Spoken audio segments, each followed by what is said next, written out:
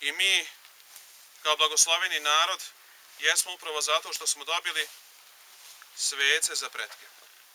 Naši preci koji počivaju na Delićoj jami i na drugim stratištima su postali sveti i mi ih prizivamo u molitvenu pomoć. I evo, kao što ste mogli vidjeti u našem stradalnom hramu i spomen hramu u Bihaću, njihove svete mošti, ko garantuje da to nisu mošti od nekog od vaših predaka koji su stradali na Garavicama ili na drugim stratištima.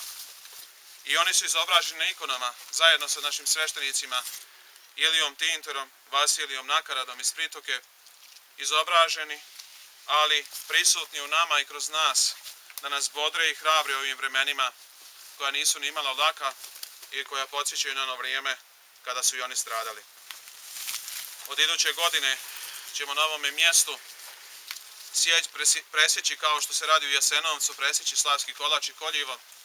Nećemo više vršiti parastos, ovo je posljednji da kažemo parastos, ali ćemo kao pobjedu vaskrsenja, kao pobjedu života nad smrću, njih slaviti kao slavu, kao naše svete pretke i ovdje presjeći i slavski kolač i koljivo i obaviti slavski obred onako kako su oni i zaslužili.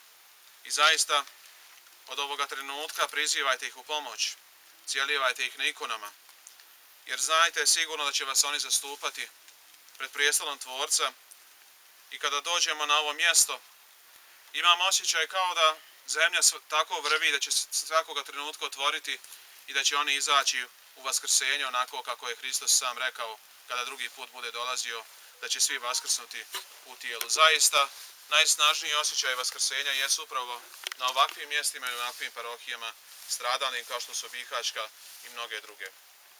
Neka Bog molitvama svetih mučenika Delićkih, Garavičkih, Bihaćko-Cazinskih, a pod Garavičkim su i mučenici iz Like, iz Lapca, iz Liškog Petrovoga sela, jer su Željave i oni su svi tu, da ne bi bili pod svim tim nazivima, jednostavno znamo da su na Garavicama i oni su obuhvaćeni kao garavički mučenici i niste zaboravljeni, da kažem tako, da ne mislite da smo vas zaboravili, naravno i vi ste među nama i sa nama i vi ste se posvetili kroz svoje svete pretke. Neka Bog molitvama svetih mučenika Garavičkih, Bihaćko i Cazinskih da nas pomiluje i spase.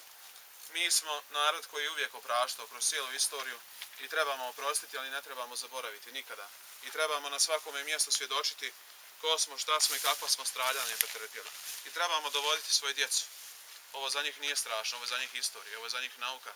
Nauka koja nikada ne treba da se ponovi, da kako kaže molitva na Proskomidi, da Srbi ponovo, kako kaže, kao ovce odlazi na klanje. I to ne trebamo dozvoliti, nego trebamo se okupiti oko crkve, oko našega Gospoda Isusa Hrista, oko naših svetih mučenika, da bismo kao jedan narod, narod Svetoga Save, doživjeli preporod, ponovno rađanje i da ne bismo doživjeli ono što smo doživljavali kroz cijelu istoriju. Jer zaista mi ni kroz cijelu, evo, kad pogledamo ove naše krajeve, nema kuće koju rat nije zavio u crno. Nema kuće iz koje neko nije stradao ili odveden na neka od mnogih znanih i neznanih stratišta. Neka nam to bude za nauk, neka nam to bude opomena da ne zaboravljamo, da opraštamo, ali da uvijek pominjemo naše svete pretke, da im se molimo i da ih molimo da nam oproste ono što smo ih mnogo godina držali u zaboravu. Još jednom molitvama svih svetih mučenika, Garavičkih i Bihaćko-Cazinskih, da nas Gospod pomiluje. Amin. Amin.